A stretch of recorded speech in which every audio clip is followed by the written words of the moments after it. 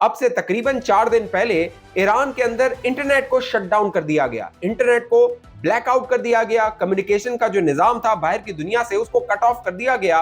और इसके पीछे जो मंसूबा था वो एक सोचा सोचा मंसूबा था।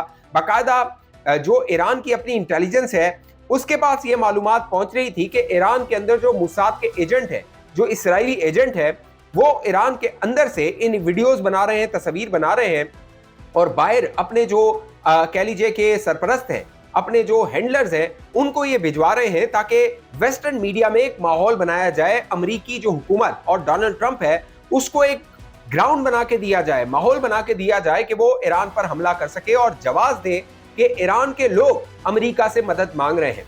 फिर क्या हुआ? फिर ईरान के अंदर जब ये बात समझ आई तो ईरान का कम्युनिकेशन सिस्टम जो था, इंटरनेट था, उसको ब्लॉक कर दिया गया, उस निजाम को ब्लॉक कर दिया गया और ईरान के अंदर से जो बाहर का राब्ता था उसको मुनक़ता कर दिया गया।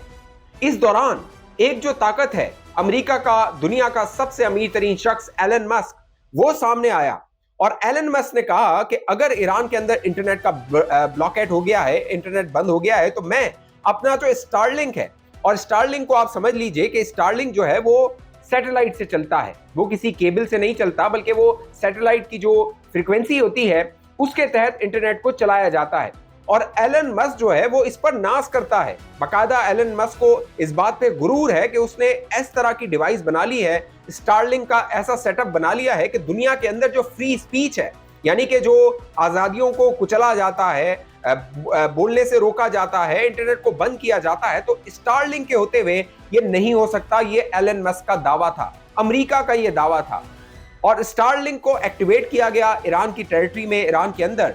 लेकिन दोस्तों बड़ी खबर क्या है और बड़ा सरप्राइज क्या है कि ईरान ने उस स्टारलिंक को जैम कर दिया।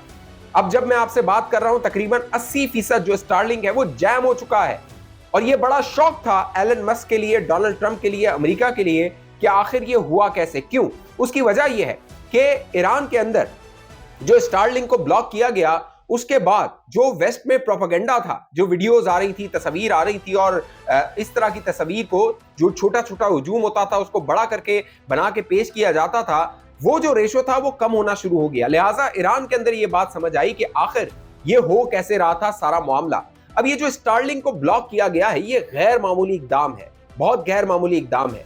अब जो वेस्टर्न मीडिया इसको समझने की कोशिश कर रहा है कि आखिर ये ईरान ने किया है तो किया कैसे है,